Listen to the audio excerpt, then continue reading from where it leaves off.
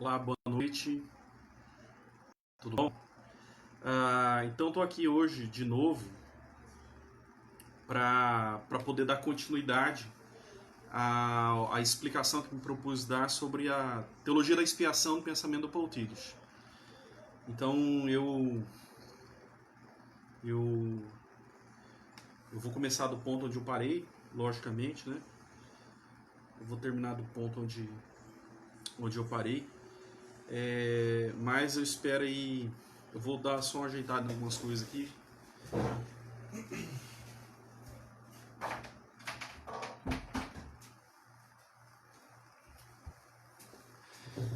Beleza, então vamos começar. Eu terminei ontem o vídeo falando a respeito das três teorias da expiação que o Tillich trouxe, né, duas de caráter objetivo e uma de caráter subjetivo. Tá? Então, essa de caráter objetivo, ela é propriamente a teologia as duas de caráter objetivo é basicamente a teologia do resgate, tá? A teoria do resgate, que, na verdade, essa teoria do resgate ela é uma teoria que foi elaborada, havia uma grande elaboração ali em Orígenes. Haviam outras propostas de teoria da expiação, né? Sempre o cristianismo se propôs a explicar o que seria a expiação e como que ela se daria, tá? Porque é parte integrante da revelação, a expiação dos nossos pecados. E essa expiação dos nossos pecados, elas poderiam ocorrer. A gente vê que, a começar pelas cartas dos apóstolos, a obra dos apóstolos, a gente vê ali tentativas de explicação. Na verdade, tentativas não, explicações sobre a teoria da expiação. E também nós temos ali depois os pais da igreja, os apologistas também tentando tratar a carta de Barnabé, né, a epístola de Barnabé falando a respeito da expiação. A gente tem isso também. A gente tem Justino Mártir falando a respeito da expiação aquele diálogo contra Trifão, né, ele fala bastante a respeito disso. A gente tem Irineu de Lyon, né, Irineu de Lyon, e nós temos ali Orígenes, que ele vai falar a respeito da teoria do resgate. Então a teoria do resgate é uma teologia muito famosa na igreja, ela fez escola na igreja, ela durou quase assim até o fim da era clássica, né? Ela tá ali presente. Mas assim, juntamente a ela, alguns autores também não havia uma crença monolítica, né, na teoria do resgate, como sendo aquela ideia um preço pago a Satanás pela liberdade dos cativos pelo diabo, né? Essa é a teoria do resgate. Mas a gente explicou ela ontem, né? Se você quiser dar uma olhada no vídeo passado, né? Nós temos que é uma teoria objetiva, ou seja, aquilo diz respeito basicamente daquilo que Deus faz por nós, tá?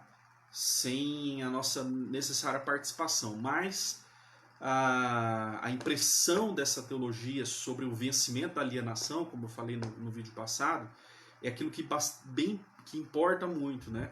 Então, daí o Tillich ele já faz um link para a segunda teoria, né? Que ele fala que é a teoria da influência moral.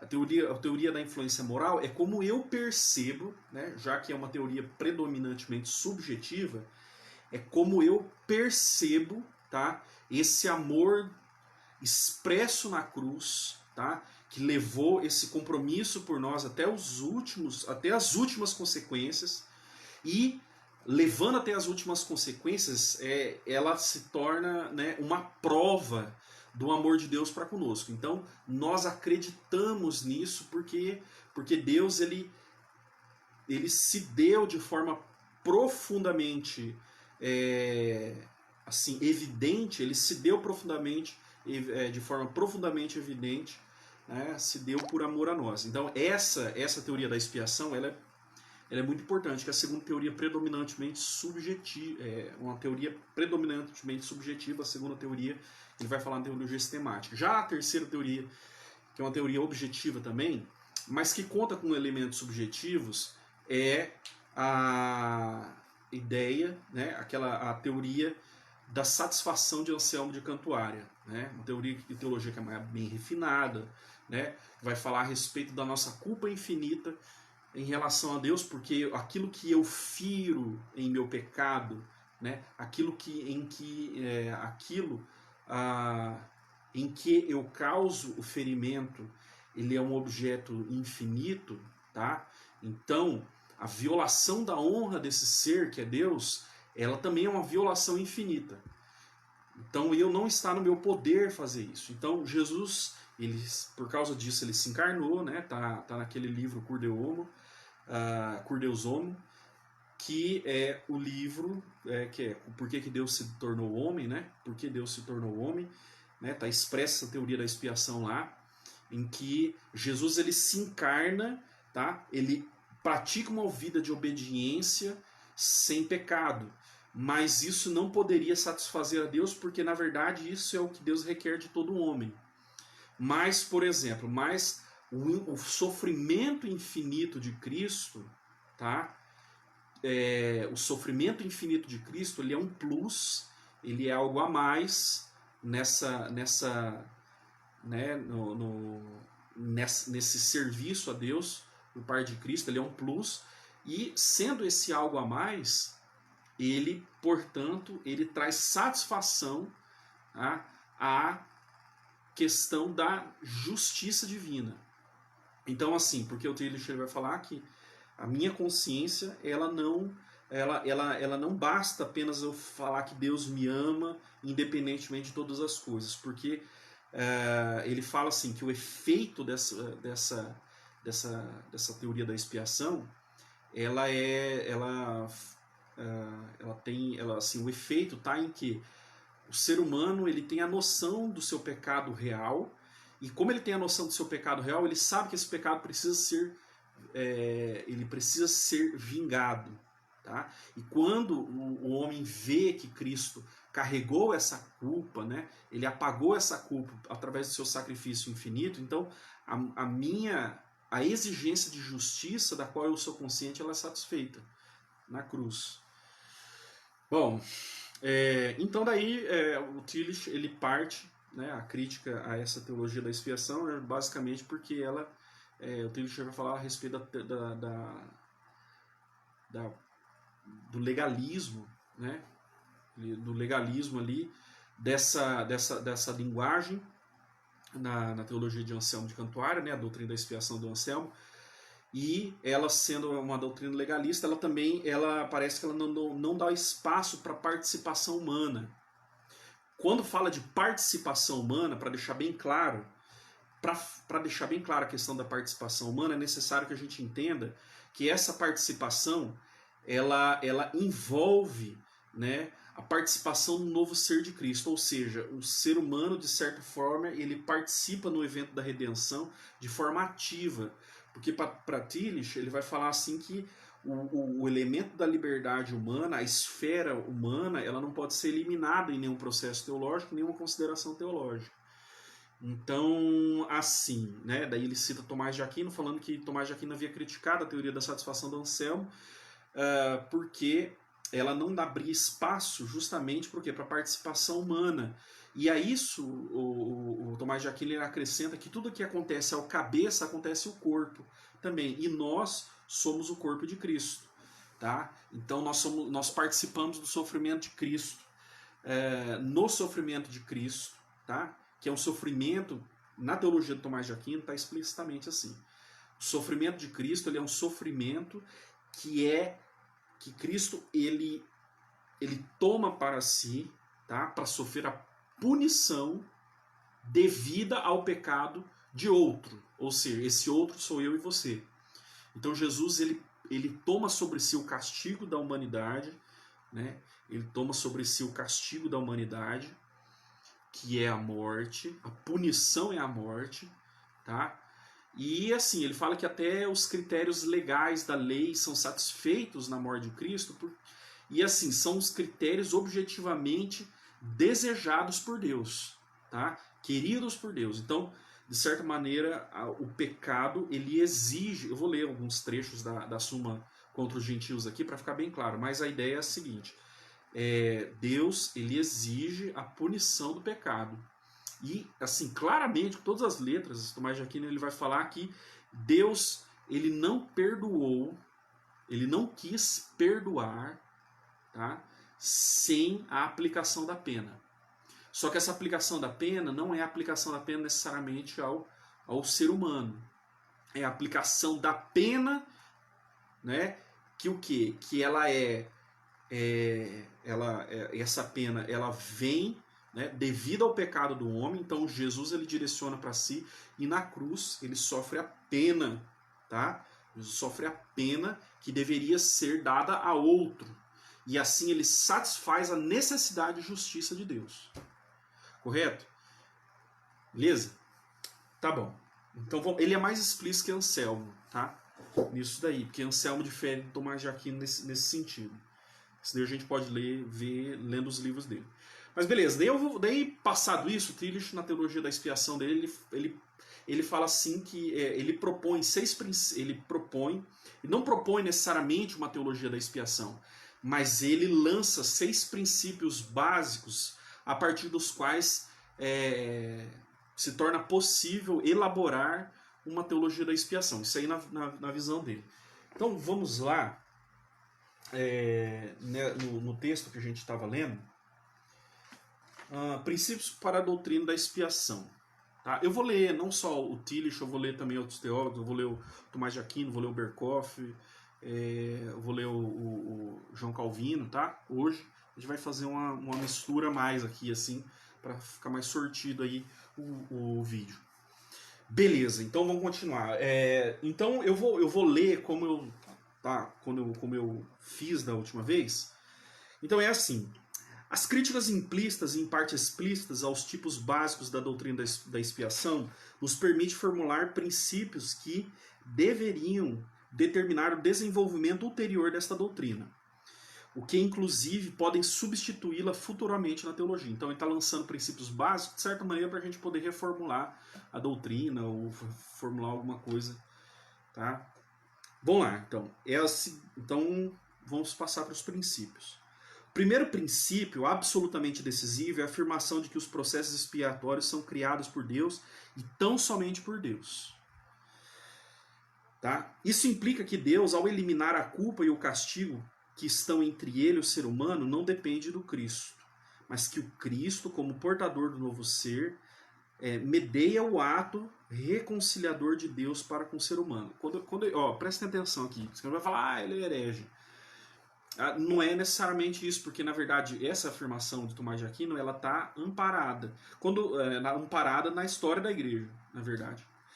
Então quando ele fala assim que Cristo não é necessário, que o Cristo, isso não quer dizer que o verbo não seja. Então ele está falando aqui que a encarnação, ela não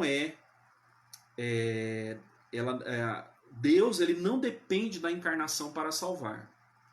Ora, essa opinião ela é partilhada entre os pais da igreja, tá? Então Jesus, o Pai, ele não depende, tá, da encarnação para ele fazer o quê? Para ele eliminar a culpa e eliminar o castigo. Então o Pai não precisa de Cristo para isso, né? Quando ele fala de Cristo, é da encarnação. Lógico, todos os processos de salvação são trinitários, né? Pai, Filho e Espírito Santo. Ele não está negando isso. O que ele está negando é que é o seguinte, eu vou explicar aqui. Existem 3 formas básicas. Tem um livro do Torrentini, do Torrentini, que é assim, que é sobre a expiação, tá? O nome do livro. Ele está disponível na internet, tem em inglês. Tá? E o Torrentini, lá ele fala que existem 3 modalidades de compreender a doutrina da expiação. Na verdade, todas as doutrinas da expiação, elas se encaixam basicamente em 3 modalidades. Tá? modalidades relacionadas à necessidade, tá? Eu vou explicar. Então, existe aqueles que falam que a cruz de Cristo, a cruz de Jesus, ela não é necessária absolutamente. Tá? Ela não é absolutamente necessária. Isso daí do ponto de vista da providência, tá? Existe outro posicionamento, fala que ela é relativamente necessária, ou seja, ela se torna necessária por uma moção da providência, tá? E assim, esses três ângulos aqui, na verdade, dizem respeito à forma como a providência está dada, tá? Já está dada. Não está especulando para antes da eternidade nem nada, ou da potencialidade divina, não é isso. São as formas, tá? Em que é aquilo que, segundo a providência, né? Segundo o desígnio de Deus para a salvação, né? Segundo aquilo que foi tornado necessário a partir do desígnio da salvação. Tá? Então, assim, um dos princípios fala assim, não, Deus não precisa, hoje, né, para ele ter realizado a salvação na cruz, Deus não precisa em absolutamente nada, ele não precisa absolutamente nada da cruz, né, da encarnação e tal. Ou seja, Jesus, na verdade, não é a cruz que salva, tá? Não é a cruz que salva. É isso daí. O segundo ponto é que a cruz, na verdade, ela é relativamente necessária porque Deus a tornou necessária, visto que ele decretou, ainda antes da fundação do mundo, né, que Jesus de Nazaré ia sofrer na cruz. Beleza? O terceiro ponto fala que é absolutamente necessário. Ou seja, que a única forma disponível para Deus para a salvação da humanidade é a cruz, tá certo? Somente o sacrifício de Cristo, tá? Somente o sacrifício de Cristo é que poderia trazer a salvação do homem. Essas três posições, elas são bem assim. Vou dar o exemplo de pessoas que estão relacionadas a esses movimentos. Por exemplo, Sociniano e o Pedro Lombardo, né? Eles, na verdade, assim, os Socinianos e o Pedro Lombardo, eles se associam à ideia de que Deus, ele nem agora, ele precisa da cruz, e na verdade a cruz, ela não é causa de salvação, tá? Ela não é causa de salvação no sentido de que ela não perdoa o pecado mediante o evento da cruz. Tá? A segunda posição é a segunda posição, que a cruz ela é relativamente necessária porque Deus ele decretou que expiaria assim. Tá? Nessa posição estão Atanásio, tá? Atanásio ele fala que na encarnação do Verbo, que isso aí, dá para ler isso daí, tá? Eu acho que depois eu vou fazer um vídeo a respeito de Santo Atanásio. Atanásio ele vai falar na encarnação do Verbo que o quê? Que a morte é uma sentença, que ela não pode ser anulada porque por causa disso Deus ele perderia a veracidade se apenas pelo arrependimento a pessoa ficasse livre da morte. Então o Santo Atanásio ele vai falar assim que o arrependimento ele é causa de cessação do pecado, mas não é causa de desaparecimento do juízo. A causa de desaparecimento do juízo está no fato de que Jesus ele sofre a morte e com isso faz desaparecer tanto a culpa quanto a pena. Correto? Beleza. Dessa posição participam Tomás de Aquino, tá?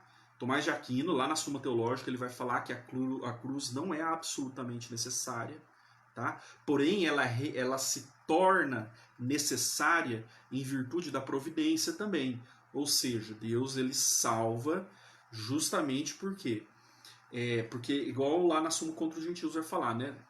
Que Deus ele não perdoa sem a pena, tá? É o pensamento de Tomás de Aquino isso daí. Deus não perdoa sem a pena lançada sobre Cristo, né? Sem a pena assumida por Cristo. Cristo voluntariamente ele quis. João Calvino também partilha dessa mesma posição de Tomás de Aquino. Martinho Lutero também. tá? Santo Agostinho da mesma forma, tá certo? Quem acha que é absolutamente necessária é tipo John Owen, né?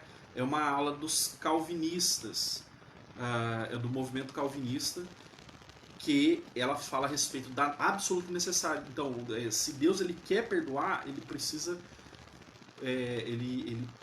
de Cristo, né? Da encarnação para poder perdoar, tá? É uma necessidade num sentido absoluto. Por quê? Porque é diferente de Tomás de Aquino. Porque porque ele fala que se Deus ele não enviasse Cristo, né, no caso dos que creem absolutamente, se Deus não enviasse Cristo, haveria um desequilíbrio nos atributos divinos. Então, assim, para que haja um equilíbrio no atributo divino, é necessário que as pessoas sejam apenadas, Cristo seja apenado, certo? Cristo seja apenado. Então, assim, dá para entender isso daqui, tá? Então, assim, Tomás de Aquino ele fala aqui na Suma Teológica que a necessidade na verdade, assim, Deus ele poderia fazer desaparecer a pena, tá? E a culpa por simples misericórdia, tá? E isso não contraria a justiça, porque a justiça seria estabelecida na pessoa com a qual Deus usa de misericórdia. Porém, visando coisas, né, uma salvação mais excelente, ele enviou Cristo, tá? Ele enviou Cristo e tem as suas razões lá. Eu vou falar assim, que daí o ser humano não está sujeito mais à acusação do demônio, tem todas essas coisas, tá? Então, assim, nesse campo se encontram os teólogos clássicos, né? A minha posição é a do meio também, né? Calvino, Tomás de Aquino, tá? Beleza, então vamos lá. Depois eu posso fazer um vídeo a respeito disso para explicar melhor, mas vamos continuar. Então, o primeiro princípio, ele vai falar assim que Deus e tão somente Deus é quem é o criador dos processos de expiação. Isso implica que Deus, ao eliminar o culpa e castigo que estão entre ele e o ser humano, não depende do Cristo, mas que o Cristo, como portador do novo ser, na medida medeia o ato reconciliador de Deus para com o ser humano. Só que assim, essa ideia do Tillich é que Deus, na verdade, ele não precisa do Cristo, é que Cristo não é causa da salvação, não é causa a cruz não é a causa necessária do perdão, tá? Ela é um instrumento através do qual Deus ele revela o perdão. Então parece um pouco aqui que o Tillich, nesse primeiro princípio, se a gente isolar ele, parece que ele está mais perto até de Pedro Lombardo, né? Se eu estiver errado, alguém me corrige aqui. O segundo princípio para uma doutrina da expiação é o de que não existem conflitos entre o seu amor reconciliador e a sua justiça retributiva, tá? A justiça de Deus não é um ato especial de punição proporcional à culpa do pecador, é isso que ele está falando aqui. Mas é o ato através do qual Deus permite que se desencadeiem as consequências autodestrutivas da alienação existencial. Então, por exemplo, quando eu peco, né? Então, assim, é da justiça da coisa que quando no meu pecado, quando eu fraturo o meu ser, tá? Eu fraturo o meu ser, eu perca. Então, esse ato da injustiça e a fratura existencial é a mesma coisa. Ela está num ato apenas. Então, a justiça divina, ela, por ser o que ela deve desencadear necessariamente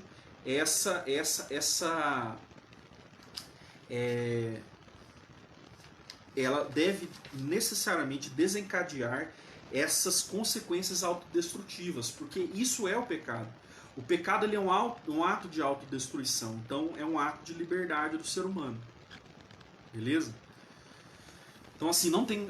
Aí ele vai falar assim: Deus não pode eliminar essas consequências. Então, quem quer pecar, vai pecar, e ele vai falar que Deus não pode eliminar essas consequências. Há controvérsias, né? Se Deus ele quisesse criar o mundo sem a possibilidade de pecar, ele poderia, né? Mas no estado atual nosso, né, Deus ele não faz isso mesmo. Deus não pode eliminar essas consequências, porque ela pertence à estrutura do próprio ser. E Deus deixaria de ser Deus, a única coisa realmente impossível para ele se eliminasse tais consequências. Então ele parece que ele vai muito radicalmente para um outro ponto, né? Mas, sobretudo, ele deixaria de ser amor, pois a justiça é a forma estrutural do amor, sem a qual este seria puro sentimentalismo. Esse pensamento do Tillich, ele de fato é refinado, mas parece que ele mistura várias coisas que eu acho que não deveriam ser misturadas aqui. Mas, basicamente, o Tillich ele vai falar assim que o amor, né, a justiça é a forma estrutural do amor. Até aqui a gente pode entender, tá certo? De fato, existem aquelas pessoas que fazem uma separação entre uma coisa, entre justiça e amor, tá? De fato, a justiça na sua efetivação própria, parece que quando ela toma a cabeça de uma determinada situação, ela se preocupa apenas com aquilo que é certo e errado. Em situações extremas, né, a justiça que ela é estruturada pela razão, a justiça é própria, né, a justiça é estruturada pela razão, parece que a justiça ela vira uma navalha, né, porque assim ela separa mesmo aquilo que deve ser separado, né? O bem é bem, o mal é mal, e se isso estiver numa pessoa só, há separação e na verdade há identificação ali. E a pessoa, para se fazer a justiça, tá? A pessoa ela sofre as consequências necessárias da sua injustiça. Porém, ele vai falar a respeito do amor também. O amor ele é a realidade estrutural própria, tá? O amor ele é como se fosse a matéria, né? E a justiça a forma, tá? Nessa realidade una, certo? Então o amor, é lógico, o amor ele tem a misericórdia, né? Então o amor ele tem a misericórdia, mas assim, um amor que ele não leva em conta a justiça, ele deixa de ser amor, porque quando você lida com alguma pessoa que está errada, alguma pessoa no seu erro, pode acontecer que o quê? Que você feche os seus olhos apenas para um sentimento que você tem. E esse sentimento ele é mais valioso do que a justiça. Então, isso daí é uma forma doentia de amor, porque não é amor. Tá? O amor ele vai falar assim, ó, você está errado. Né? Você está errado. Isso é errado. Mas, ao mesmo tempo, não se esquece de uma misericórdia. No sentido do desejo de elevar a pessoa. Às vezes, as pessoas precisam do sofrimento para serem elevadas. Tá? E o amor no seu sentimento mais, na sua efetivação mais fina, né, ele sabe disso, que às vezes o castigo é necessário para a elevação da pessoa. O castigo ele também é um instrumento do amor, só que assim, no seguinte sentido, mas ele não esquece da generosidade e da misericórdia, né? Então até na Bíblia vai falar que Deus não nos tratou segundo aquilo que nós merecíamos. Ele trata de uma certa forma, ele ajuiza de uma certa forma todos nós, mas ele concede a misericórdia, né? Para que a gente possa entender a ameaça do nosso erro, a ameaça que pesa sobre nós por causa do nosso erro, mas ao mesmo tempo para a gente entender que a misericórdia de Deus é maior do que isso, tá? Quem abandona o amor está perdido, portanto, tá? Nas garras de uma justiça sem misericórdia. Igual o Tiago ele vai falar que o juízo vai ser sem misericórdia para aquele que não praticou a misericórdia. E a misericórdia triunfa sobre o juízo. Bom, vamos lá. Então ele vai falar assim, o exercício da justiça constitui a obra do seu amor, no caso de Deus, né? Obra que se opõe àquilo que está contra o amor e o supera. Então eu não posso amar aquilo que é contra o amor, por exemplo. Né? A realidade que é contra o amor, ela não pode ser amada.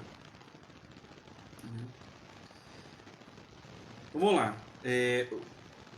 Por conseguinte, não pode haver qualquer conflito em Deus entre o seu amor e a sua justiça. Então ele está falando assim, que uma teoria da expiação tem que levar em consideração tanto a justiça quanto o amor divino. É isso que ele só está lançando o princípio, não está falando o que a gente tem que fazer com isso. Bom, a gente vai pensar depois.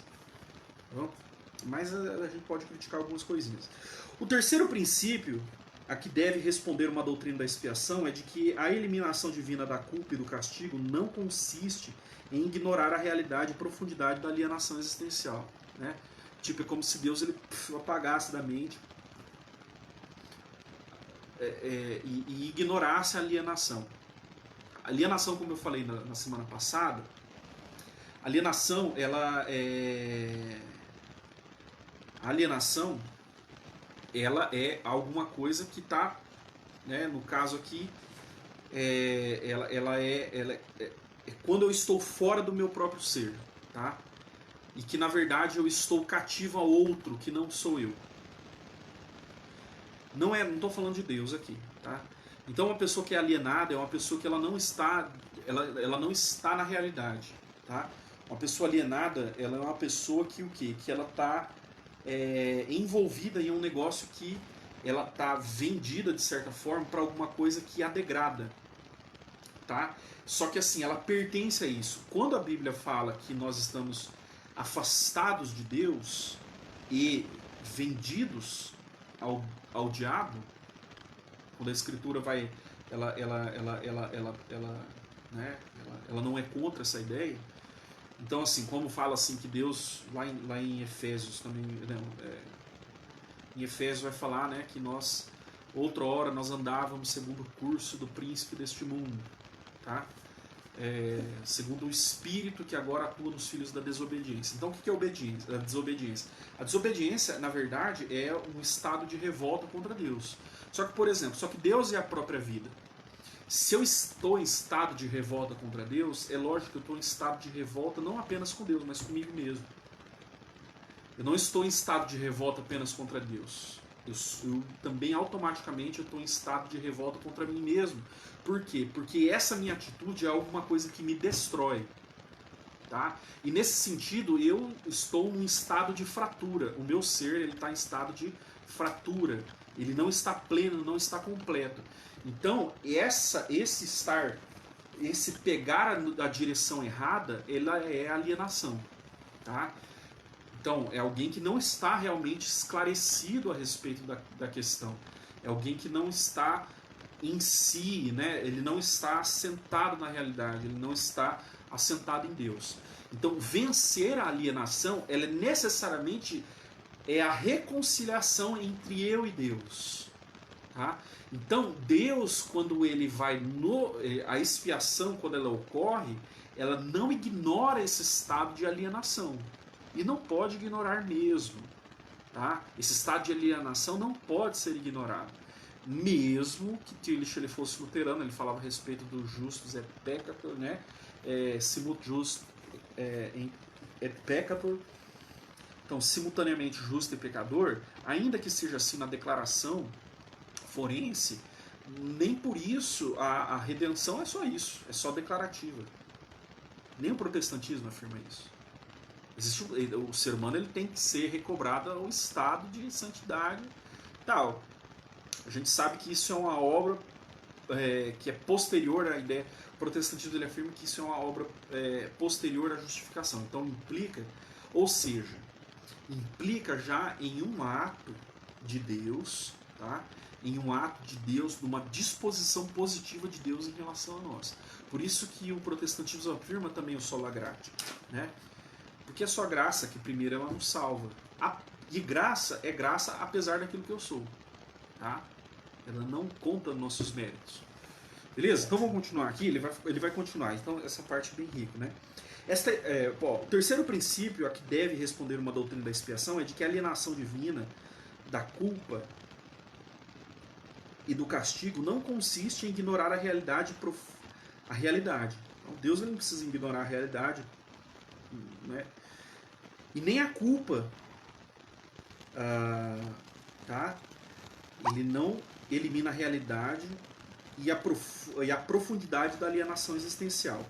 Esta ideia é frequente no humanismo liberal e se apoia na comparação entre o perdão divino e o perdão humano na oração do Pai Nosso.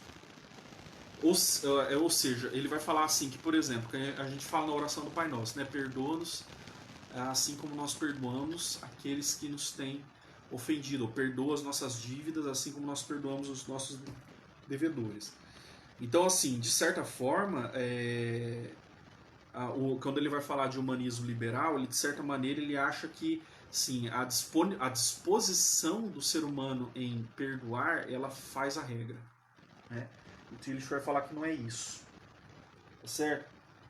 É um princípio de discipulado, é claro, né? Eu perdoar é um princípio, eu perdoar e eu entender que eu tenho que querer para o meu próximo aquilo que eu quero para mim. Então, se eu gosto de um perdão de Deus e esse perdão foi dado para mim, eu não tenho que ficar enciumado se esse mesmo perdão foi dado para outra pessoa, nem que se for o meu inimigo. Tá?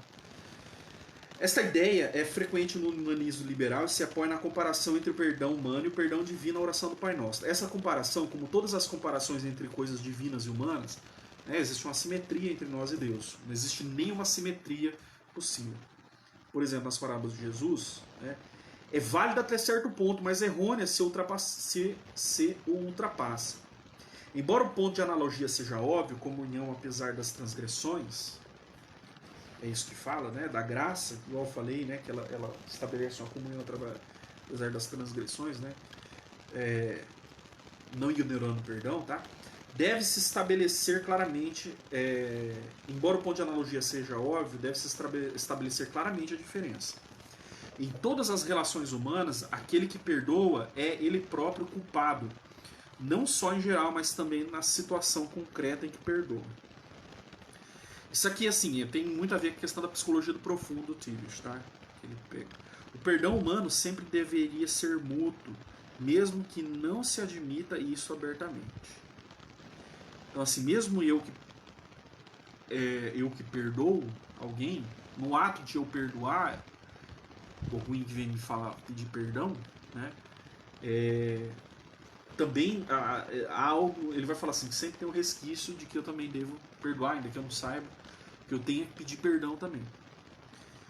O perdão humano sempre deveria ser mútuo, mesmo que não admita isso abertamente. Mas Deus representa a ordem do ser que é violada pela separação de Deus. Seu perdão não é um assunto privado. Isso aqui é o terceiro princípio. Então, o terceiro princípio é esse. Né? O perdão de Deus ele não é um assunto privado. O quarto princípio que deve orientar uma doutrina da expiação é que a atividade expiatória de Deus deve ser entendida como sua participação na alienação existencial em suas consequências autodestrutivas. Deus não pode eliminar essas consequências, elas estão implícitas em sua justiça, mas ele pode assumi-las participando nelas. Tá? Então, assim, se diz que Jesus, ele está, né, ele ao encarnar-se, né, Deus em Cristo, né, a segunda pessoa da Trindade, essa pessoa assume as consequências autodestrutivas da alienação existencial. A alienação existencial é pecado, tá? Na linguagem teológica mais comum é pecado. Então, Jesus ele assume tudo isso. É como se Jesus ele se encarnasse para ele entrar num lugar de perdição mesmo. Tá? A linguagem é bem forte. Mas ele pode assumi-la participando nelas e transformando-as para aqueles que participem em sua participação.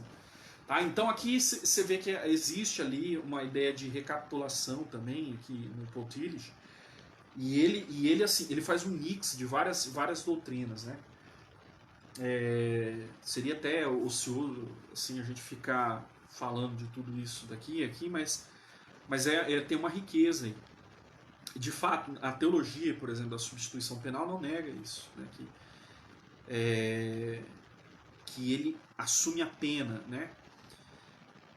E ele assume essa situação e ele a transforma, né? Então, Jesus ele assume toda essa negatividade existencial, mas ele também a destrói, tá? E ele a transforma. E transformando esse estado de coisas, ele a transforma também para aqueles que participam em Cristo, né? Então é quando Paulo ele fala assim, que já estou crucificado com Cristo. Esse estou crucificado com Cristo quer dizer da participação do nosso ser no ser crucificado de Cristo. beleza? Então, assim, nós não somos escapados do sofrimento. É até assim, né? A Bíblia fala que a nós foi dado o privilégio não apenas de crer em Cristo, mas de sofrer por Ele. Vamos lá. Aqui nos encontramos no próprio âmago da doutrina da expiação das ações de Deus para com o ser humano e seu mundo. Sem dúvida, o problema é este. O que significa o ato de que Deus assume o sofrimento do mundo mediante sua participação na alienação existencial? A primeira resposta é que se trata de uma maneira de falar altamente simbólica, mas normal nos autores bíblicos. A paciência de Deus, o arrependimento de Deus, né, a mudança de propósito, o trabalho que dá a Deus o pecado do ser humano, Deus não poupou o seu filho, e outras expressões desse tipo revelam a liberdade de falar concretamente das relações vivas de Deus frente ao mundo. Liberdade que naturalmente espanta a teologia. Se desejamos dizer algo mais do que a asserção simbólica de que Deus assumiu o sofrimento do mundo, devemos acrescentar a afirmação de que esse sofrimento não contradiz a bem-aventurança eterna de Deus e seu fundamento, isto é, a eterna aceidade de Deus. Que a aceidade é uma coisa muito importante para a doutrina, por exemplo, de Tomás de Aquino. Seu ser por si mesmo e, portanto, para além da liberdade do destino. Então, essa questão da liberdade do destino é algo que ele trata lá na segunda parte da teologia sistemática. Por outro lado, devemos remeter àquilo que dissemos nas sessões dedicadas a Deus como vivo, ou seja, o elemento do não ser que é eternamente vencido na vida divina. Este elemento de não ser, que é o mal, visto a partir de dentro, é o sofrimento que Deus assume participando da alienação existencial. Alienação existencial envolve culpa, é pecado, então quer dizer que é uma coisa que a ideia da justiça divina, né, que tem que permitir o desencadeamento das consequências autodestrutivas do ato mal. Esse elemento de não ser, visto a partir de dentro, é o sofrimento que Deus assume participando da alienação existencial e do estado de negatividade não vencida. Neste ponto coincide a doutrina do Deus vivo e a doutrina da expiação. Tá? Então a ideia de Deus, ele assume vivamente, isso daí. Então ele vence o não ser, né? O mal, ele vence o não ser para o homem, né, destruindo isso e fazendo as pessoas participar disso. Quando essas pessoas participam em Cristo, na pessoa do nosso Senhor, né, do nosso Senhor, que é o segundo Filho, o segunda pessoa da Trindade, que tem a vida eterna em si mesmo. Então a gente passou pelo quarto princípio. O quinto princípio de uma doutrina da expiação é a afirmação de que na cruz de Cristo se torna manifesta a participação divina na alienação existencial. Uma vez mais, devemos enfatizar que se incorreria em uma distorção básica da doutrina da expiação se, em vez de dizer se torna manifesta, disséssemos se torna possível. Aqui, assim, tem a questão de que... Então, assim, é aquela ideia que eu falei, né, da necessidade absoluta e a necessidade relativa. Então, Deus, ele torna a necessidade absoluta da cruz... quer dizer, Deus, ele torna ele atua na cruz através de uma tipo assim, a cruz, ela é algo relativamente necessário no seguinte sentido, que Deus decretou, mas poderia ser feito de outra forma, tá? Então, assim, isso daqui assim, que a cruz, ela efetiva a salvação. A cruz não necessariamente cria a salvação, né? É uma teologia diferente da teologia de Tomás de Aquino, que Tomás de Aquino vai falar assim que a cruz é causa de salvação. Tillich, ele não aceitaria isso se ele levasse as últimas consequências desse princípio, ou seja, ele efetiva a salvação. Então a salvação é um negócio que ela já é possível e basta Deus manifestar isso daí, tá? Basta ele manifestar aí. Então, assim, parece que há uma contradição quando ele fala a respeito da necessidade do amor e da justiça, por um lado, né, que uma das coisas não contradiz a outra. Talvez, assim, aplicado de uma determinada forma não tem contradição, mas aplicado de outra forma tem contradições. Então ele vai falar assim que essa questão da salvação, ela é a efetivação, tá? A cruz, ela não torna possível, ela torna manifesta a salvação. É a teologia dele.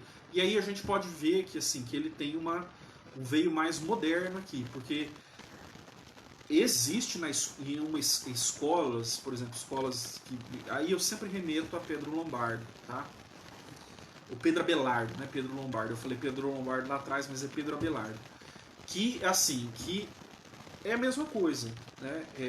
Que Deus, ele torna efetiva a salvação, ele manifesta a salvação através da cruz, e a pessoa, com essa influência, ela aceita e tem fé nesse amor e tal. Beleza. Tá? Ainda que ele não fala necessariamente a questão da necessidade da destruição da alienação existencial. Então, se o Tillich ele fala isso, vamos raciocinar aqui. Se o Tillich ele fala isso, que a cruz ela elimina um aspecto que é inderrogável da alienação, que são as consequências autodestrutivas. As consequências autodestrutivas elas são inderrogáveis. Mas Cristo assume em si essas consequências negativas, tá? Ele assume em si essas consequências negativas, e assumindo essas consequências negativas, ele destrói, beleza? Ele destrói essas consequências. E destrói também para aqueles que participam na sua cruz, por assim dizer. Então, por exemplo, se a gente falar que a necessidade é absoluta esse desencadeamento, e que Jesus ele faz isso, né? Então, de certa maneira, se a gente falar pelo princípio do decreto, então pelo princípio do decreto é necessário, não é o como ele está falando, né? Não é como ele está falando. Por outro lado, se ele fala que não é necessário, mas é que esse é o meio de efetivação, então a gente tem que se perguntar como que Deus derrogaria, como que Deus ele eliminaria algo que necessariamente tem que acontecer, né? Caso Deus seja Deus. Então, como que ocorre essa eliminação das consequências autodestrutivas? Porque Deus não pode eliminar. Ele vai falar isso. Deus não pode eliminar. Tá? Deus ele não pode eliminar as consequências autodestrutivas da alienação. Caso contrário, ele não seria Deus. Se ele não pode fazer isso, como que ele faz? Né? E daí ele vai falar assim, que aquilo que destrói as consequências autodestrutivas da alienação é a participação de Deus nas consequências autodestrutivas, através das quais, nessa participação na qual ele assumindo, ele acaba destruindo. Então, assim, fica uma lacuna aí, que não é muito lógica, né? Existe um princípio aí. Se a gente estudar lógica, a gente vai ver que existe uma falha, uma lacuna aí. Beleza? Ele fala assim, ó. Por outro lado, torna-se manifesta não significa apenas torna-se conhecida. Manifestações são ações efetivas, não meras comunicações. Algo ocorre através de uma manifestação e este algo surte efeitos e consequências. Tá? Comunicação não é uma comunicação como se fosse Jesus te salvou, tal. Não é, ele fala muito a respeito desse avanço do poder do Espírito, que é algo que ele vai tratar no próximo capítulo. Algo ocorre através de uma manifestação e este algo surte efeitos e consequências. A cruz de Cristo é uma manifestação nesse sentido. É uma manifestação por ser uma efetivação. Não é a única, mas com certeza é a efetivação central. O critério de todas as demais manifestações da participação de Deus no sofrimento do mundo. A consequência da culpa que olha para a cruz de Cristo vê o ato expiatório de Deus em e através dela, a saber, o fato de que ele assume as consequências da alienação existencial, como eu falei. A linguagem litúrgica que na culpa e na morte deriva o consolo do mérito de Cristo, do seu precioso sangue, do seu sofrimento inocente, aponta para aquele em que se manifesta o ato expiatório de Deus. Beleza? Mas nem a linguagem litúrgica, nem a consciência intranquila estabelecem diferenças no ato de fé em termos, entre os termos na cruz e através da cruz. Então vai falar assim que a adoração inocente ela não é muito analítica, ela não estabelece muito diferença, né, de na cruz, ou seja, Deus perdoou na cruz, ou Deus ele perdoou através da cruz. A teologia deve fazer uma diferença por causa do primeiro princípio, que é Deus quem cria, tá? Necessariamente os atos expiatórios. Talvez ele esteja querendo se aliançar aí aquela via média que eu falei, que a cruz é relativamente necessária por causa dos decretos divinos. Então, Deus poderia perdoar de outra forma, mas assim perdoa justamente por quê? Porque Deus ele perdoa assim justamente porque é, na verdade, uma decisão sua desde toda a eternidade. Beleza? Um decreto divino. Beleza. A cruz não é causa, mas a manifestação efetiva do fato de que Deus assume a consciência da culpa humana. Ele vai falar... Então, assim, parece que ele dá uma sambada aí, aqui. E como o processo expiatório inclui o aspecto subjetivo, a saber, a experiência do ser humano de que Deus é o eternamente reconciliado, né, podemos dizer que a expiação se efetiva através da cruz de Cristo. Isso justifica, em parte, a teologia que torna o ato expiatório de Deus dependente do mérito de Cristo. Deus é aplacado, né? Deus é aplacado. Na teologia dele, Deus é aplacado. O sexto princípio de uma doutrina da expiação é que, através da participação no novo ser, que é o ser de Jesus como Cristo, também os seres humanos participam da manifestação do ato expiatório de Deus. Vamos lá, vou ler aqui.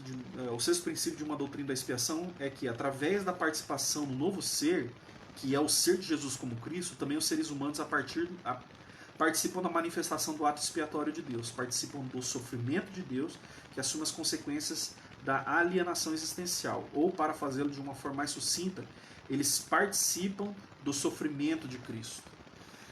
Isso aqui eu já falei, né? Na teologia clássica existe lastro para isso.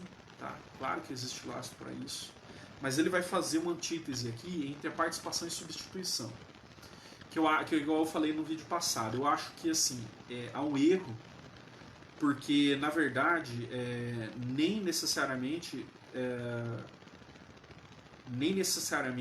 pode haver, né, uma cisão entre substituição e participação, porque a substituição é um momento, tá? Então Jesus ele representa, porque ele me substitui lá.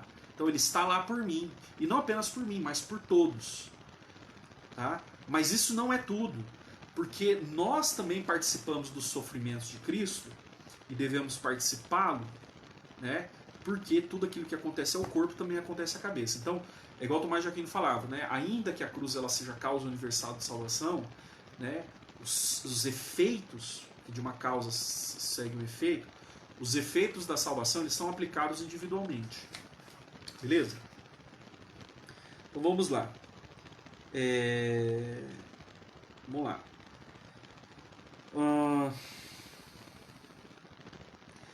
Então, nós participamos do sofrimento de Deus, o Deus que assume as consequências da alienação existencial. Ou, para dizer de uma forma mais sucinta, os homens, participam do sofrimento de Cristo.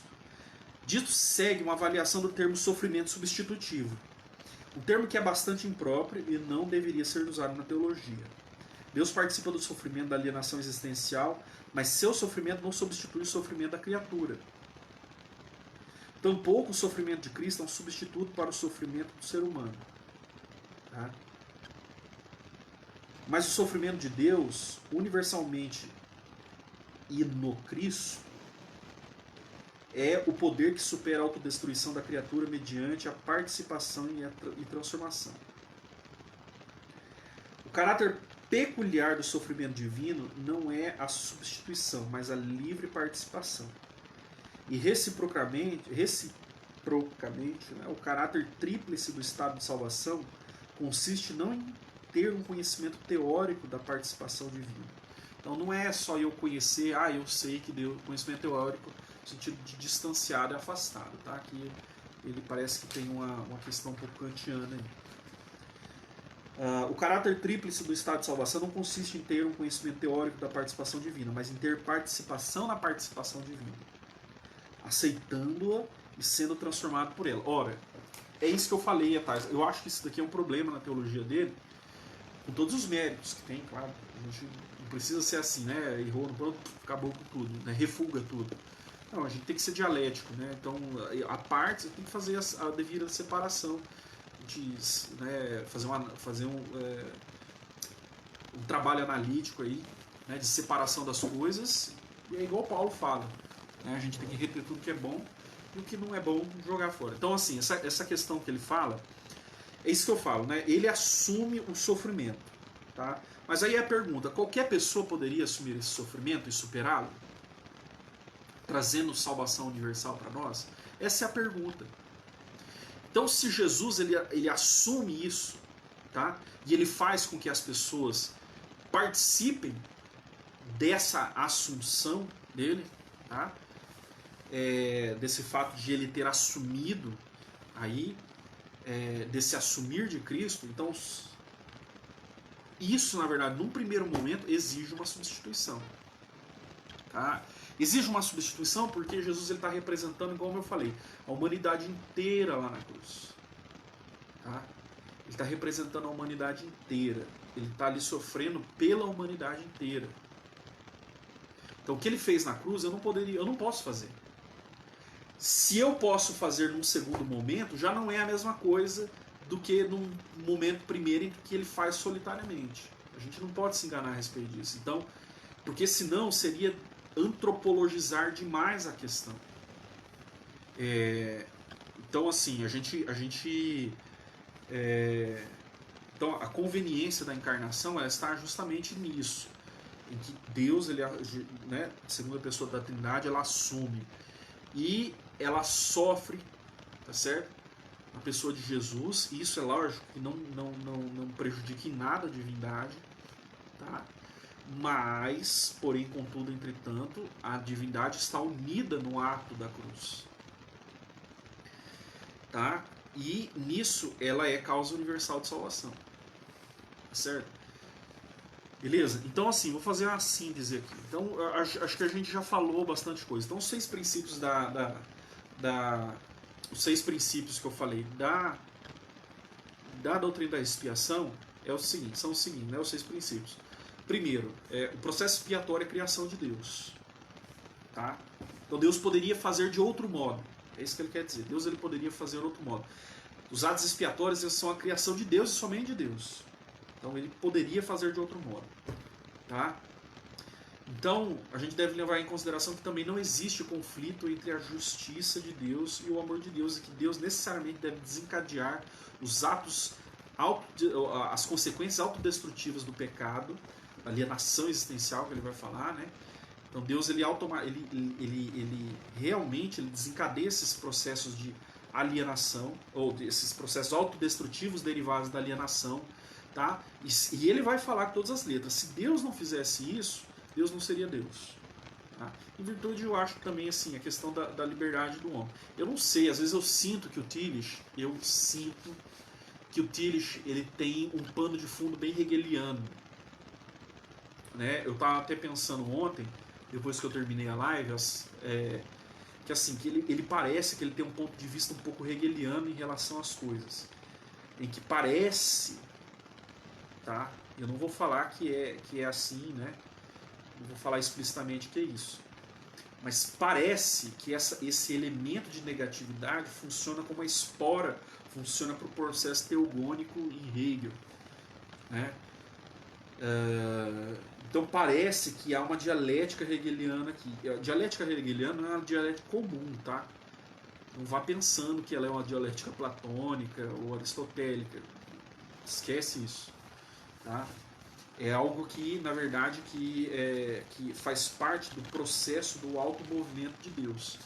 Eu vou falar que justamente algumas pessoas criticam muito isso daí, por quê? Porque vai tirar a simplicidade de Deus. Então ele vai falar assim que Deus... E na verdade, assim, mas eu não estou falando que isso é absoluto, tá? Estou falando do insight. Mas, por exemplo, no ato do pecado, de fato, para o pecado ser pecado, tal como ele é, Deus de fato deve desencadear os processos de alienação, de autodestruição, por um princípio de lógica. Tá? Por um princípio de lógica. E a lógica é um princípio eterno em Deus. Tá? A lógica ela existe antes da criação do mundo. antes da criação de todas as coisas. Desde a eternidade, os princípios lógicos eles estão estabelecidos e eles são constitutivos da essência divina, tá certo? Tá? Eles não são os elementos da potência ativa de Deus, ainda que constituam os elementos da potência ativa, mas assim, o que eu estou querendo falar é que, por exemplo, Deus ele tem um conhecimento de visão, né, a respeito das coisas, aquilo que ele decreta, tá? Que ele decreta. Então, o Deus, assim, o arbítrio divino é o princípio veridador daquilo que vai acontecer ou não, certo? Então, por necessidade, o conhecimento de visão, por necessidade, até para Deus, ele envolve a ideia do conhecimento contingencial futuro, tá? Não é um conhecimento essencial, beleza? Não é um conhecimento. Deus ele não conhece essencialmente o futuro certo, tá? Mas assim, os princípios da lógica eles são constitutivos e conhecidos desde toda a eternidade por essência em Deus. Beleza? Então assim, vamos lá. Então ele vai falar assim que no segundo princípio que não há conflito entre justiça e injustiça. Então, no caso do estabelecimento da possibilidade do pecado, de fato, o pecado para ser pecado, ele precisa de uma confrontação com a justiça. Não há como o pecado não confrontar a justiça divina, é isso que fala. Isso daí é ilogismo. Então dá para passar aí, Tillich ele passa na prova, né? O terceiro princípio deve responder a uma doutrina da expiação. Eu vou ler aqui. Perdoar não é ignorar a alienação. Tá? Deus ele não ignora a alienação do ser humano, tá? No ato do perdão. Expiação é a participação na destruição da alienação. Correto? Então Deus ele participa nesse ato destrutivo, né? A segunda pessoa da Trindade, Jesus de Nazaré. Ele participa nessa alienação. O quinto princípio é que a expiação é a participação efetiva na alienação e efetivação da salvação. Então, assim, então a ideia do conhecimento, da manifestação. Então, a cruz ela é a efetivação da manifestação da salvação, tá? Ela é a efetivação da salvação mediante o assumir as consequências autodestrutivas da alienação, a participação na própria alienação. Tá? E é uma participação acidental, tá? Não é a participação essencial. Beleza? Porque isso é impossível para Cristo. O sofrimento de Cristo não substitui o sofrimento da criatura, pois o sofrimento na expiação é participativo, não substitutivo. Então isso aí, como foi o último que eu falei, tá mais claro. Beleza? Então assim, era isso para falar, né? Há coisas que a gente pode pincelar aí, mas basicamente o que o Tillich ele fala a respeito da expiação é isso que eu falei. Beleza? Então é isso. Então Deus abençoe vocês, tá? E fiquem na paz.